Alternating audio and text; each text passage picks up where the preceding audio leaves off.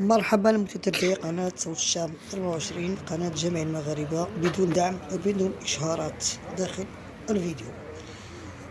نحن الآن نتواجد مدينة البيضاء، بالضبط بالطريقة الرئيسية مؤدية ما بين مدينة الرباط ومدينة الدار البيضاء.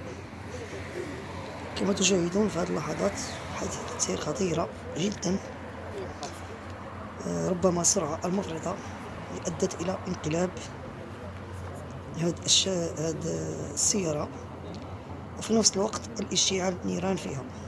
فلحسن الحظ تدخل رجال الوقاية المدنية إنقاذ الضحية اللي هي فتاة، فهي سليمة لحد الآن، فيها بعض الجروح خفيفة، واستطاعوا أنهم يطفئوا الحريق اللي داخل هذه السيارة.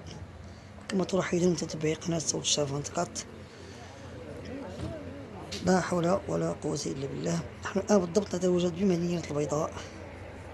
كما تلاحظون خسائر مادية جسيمة في هذا المكان، ولا سيما أن بعض السائقين سمحهم الله، رغم أن السرعة المحدودة هي 80، فبعض السائقين اللي ما كان عارف تصحيحتك صراحة.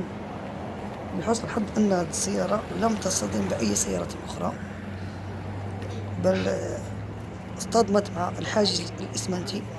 كما تلاحظون راه مكسر على اليمين، واستطاعت أن تنقز إلى هذا المكان. فكل الشكر إلى رجال الوقاية المدنية والأمن الوطني اللي صارين على هذا حركة السير والجولان في مدينة البيضاء.